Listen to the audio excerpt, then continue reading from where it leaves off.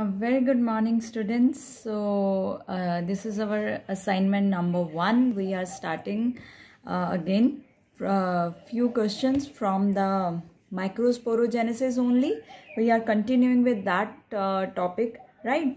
So here today, first question I'm taking is that arrange the following terms in the correct developmental sequence, right? Here randomly we have given a few options like pollen grain, sporogenous tissue, microspore tetrad, pollen mother cell, male gamete. So we have to arrange them in the correct sequence, right? So first thing that we have to do is that what is the first step? So when we draw the transverse section of anther, what is the first tissue which is formed? Right, or the cells, archisporial cells or the sporogenous tissue. The first word or in the sequence, correct sequence is first we will write that is the sporogenous tissue, or we can write it we write it as a archisporial cells also, right? Done. Second thing is after sporogenous tissue, what is formed? That is all the cells inside this tissue, they start acting as the mother cell. Which mother cell? MMC, microspore mother cell, or PMC, that is pollen mother cell. So it is MMC on the second number. Third, after there is tetrad is formed. What is that tetrad? That is the microspore tetrad. 1, 2, 3 and 4th at the back. So third number will be attained by, that is microspore tetrad, right? Fourth number, then after microspore tetrad, what is formed? Should I write male gamete or should I write pollen grain? Male gamete is the last step. It will be pollen grain, because after microspore tetrad, if you look at my video or in notes, if you have written it, then microspore tetrads, after maturation, 4 microspores they are released, and these microspores they will change into pollen grain, and further these pollen grains or male gametophyte we use to release how many male gametes? 2 male gametes. So last one is our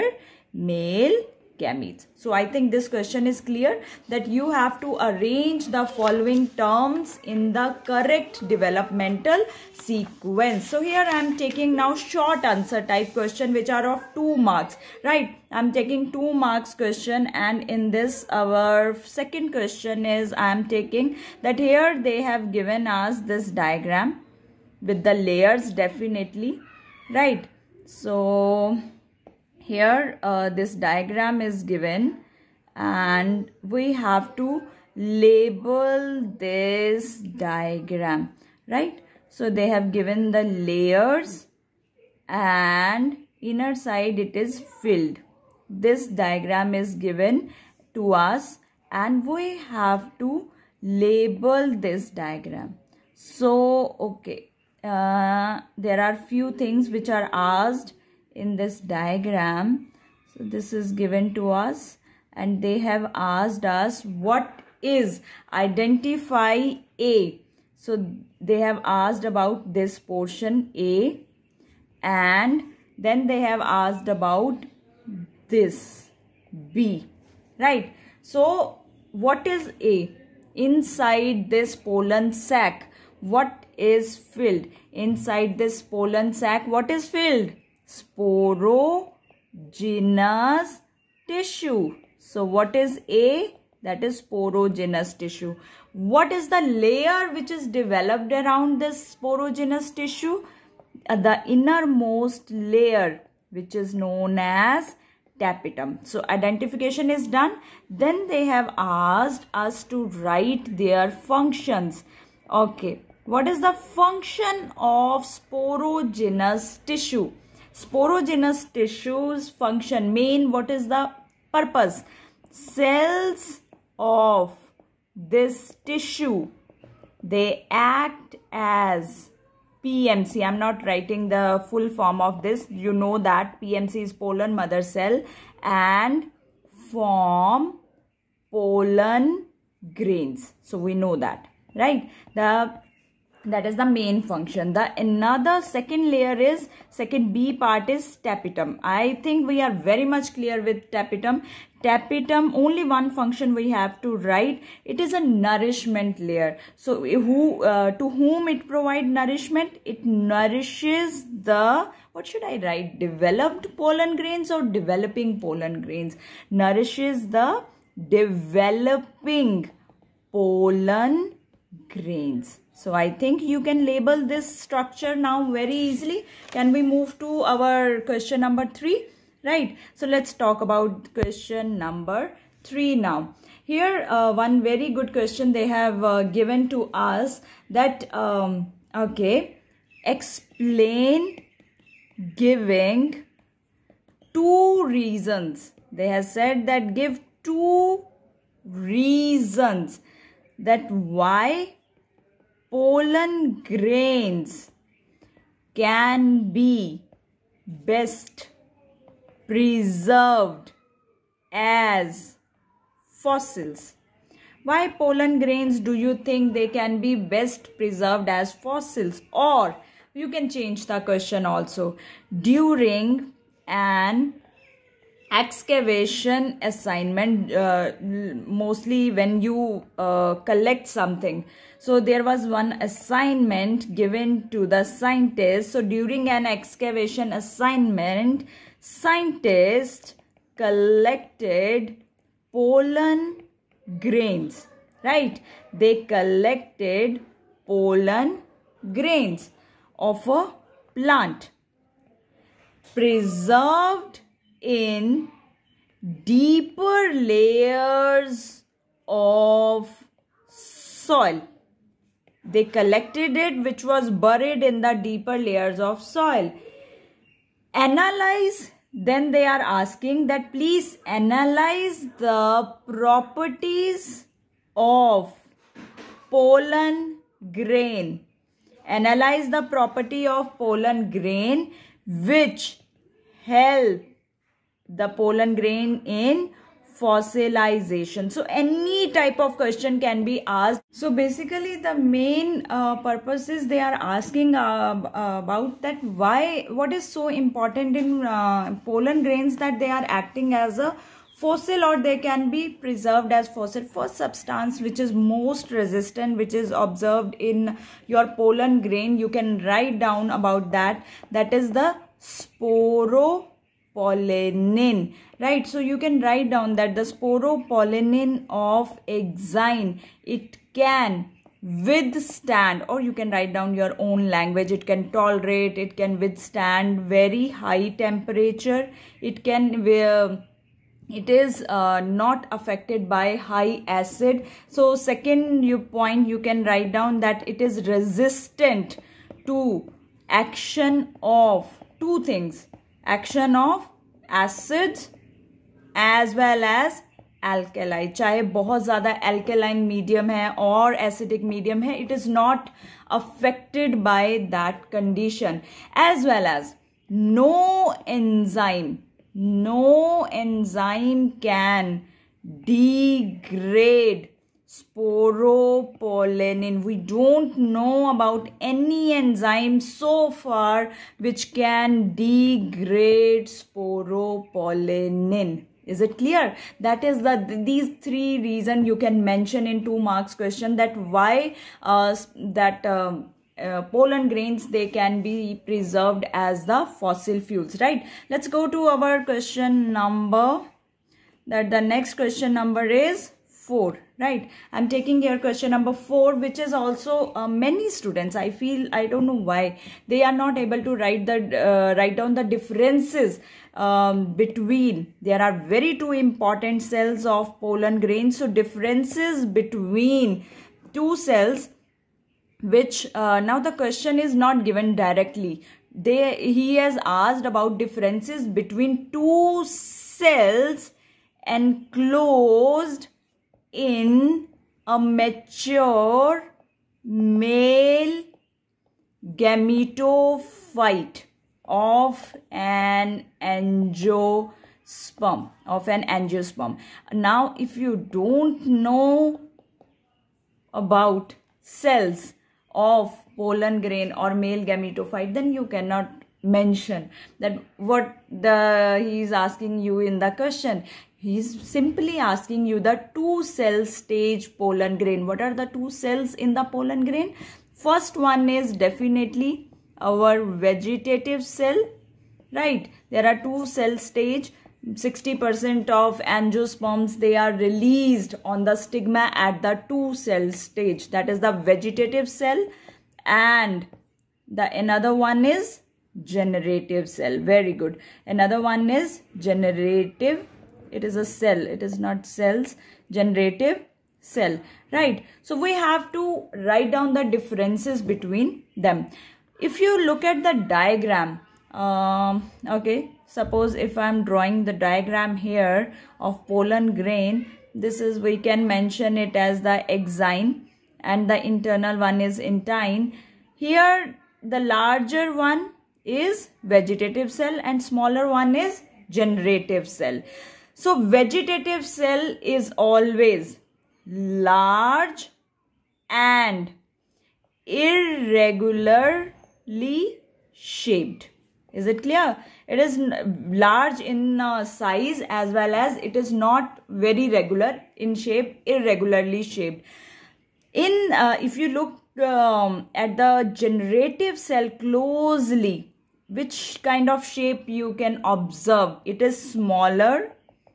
We will mention it is smaller as compared to the vegetative cell, and which shape? Spindle shaped. So first point is clear to every one of you, that large and irregularly shaped, and another one is spindle and the smaller one. Second point, which has more cytoplasm, and or you can say dense cytoplasm, that is the vegetative, that is your vegetatively vegetative cell. That is the nucleus. Its nucleus is large, right? Its nucleus is large and it has more cytoplasm, right? And here nucleus is small and less cytoplasm. So 2 points are clear. Now more cytoplasm means a little bit, you can say more food reserve also you can write down, right? So here another point I can make, although it is asked in 2 marks questions, right? But still third point you can write down, that abundant, or you can say more food reserve is present there in the vegetative cell. Food reserve, abundant food reserve. It does not. Generative cell does not have food reserve. It does not have food reserve, right? Now, who divides further and produce male gametes? Who divides further and give rise to male gametes? Is it vegetative cell? Vegetative give rise to from pollen tube formation. So it does not divide further. And what about your generative cell? It divides mitotically and what should I write? Produce 2 male gametes. I think you can easily mention these differences between vegetative cell as well as generative cell, right? Another one more question is there. One more question that I'm taking here, that is very short questions that I'm taking quickly. That is from, again, microsporogenesis we will take. That is, what are germ pores? What are germ pores? And mention their function. What are germ pores? And 1 mark question, that is mention their function. So what are germ pores? What are germ pores? Germ pores. When you draw pollen grains, then exine is irregular and there are spaces between this exine. So you can say that those places, if I have to write down, what should I write down? Those places, you can write down on a pollen grain. On a pollen grain, those areas, those places where what is absent? Where? What is absent there? Sporopollenin. Where sporopollenin is absent. Right? That why it is known as spore? So it is absent or it gives appearance like a pore or of a pore. So this is known as germ pore. What is its function? From the germ pore,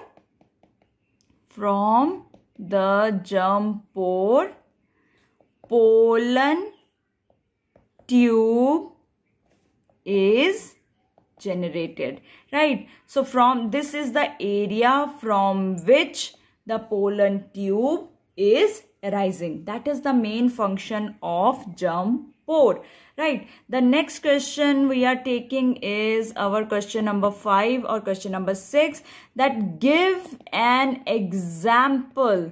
Give, and if you are reading NCERT, you can give this answer in a very less second. Give an example of a plant which came to India as a contaminant.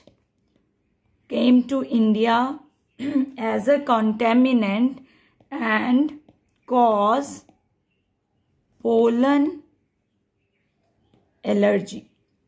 So give an example of a plant which came to India as a contaminant and caused pollen allergy.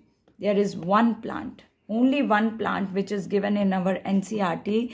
It has a common name. Both names are given, that is known as, which cause hay fever also, that is Parthenium. It is also known as which grass? It is also known as carrot grass. It is also known as carrot grass. Now the next question, let's take that is quickly, that is the who affects pollen viability. Viable कि pollen का जो living basically time period है, या how pollen they can stay live for a very longer time, which factors they affect that. One major factor which affect pollen viability, that is the temperature. Bacha, if temperature is not in the favor of pollination, then it is majorly affecting the pollen grains. Then second is the humidity. Right, these two factors which affect the pollen viability. Then I am taking another question which is in the form of numerical, that how many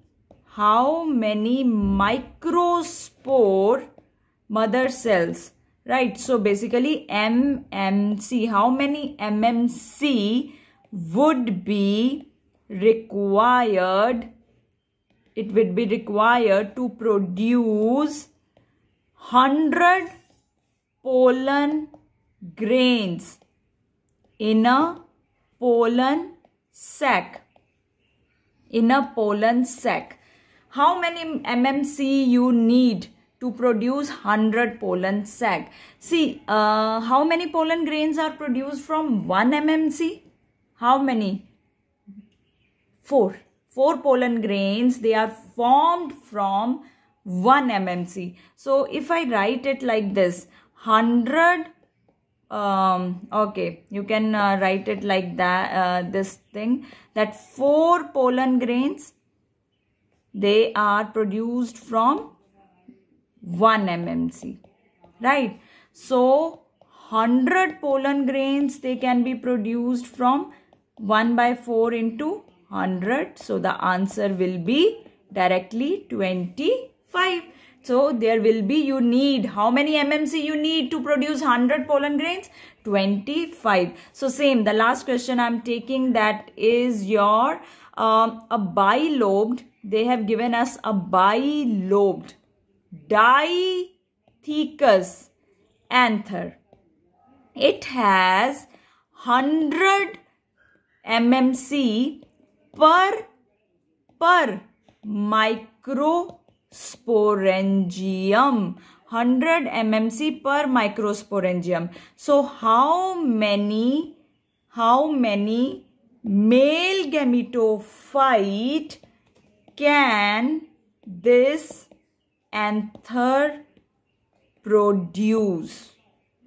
Bacha, see, first you have to calculate. They have given 1 for 1 microsporangium per mmc. There are 4, okay, I will take another color. 4 microsporangium we have in our anther, right?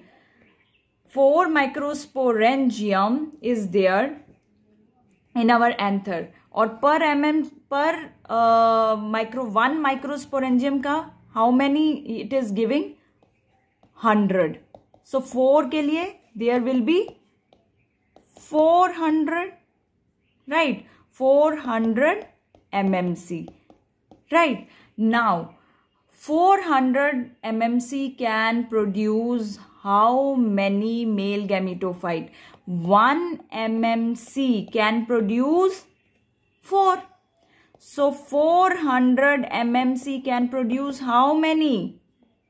4 into 400. That will be, answer will be 1600 gametophyte, right? So these kind of question you can calculate if you know the internal structure of anther. So I have taken here different kinds of question from this microsporogenesis. The main you should know about tapetum, functions of tapetum, as well as the how does microsporogenesis happen, right? So I will meet you tomorrow with the assignment number 2 from the megasporogenesis.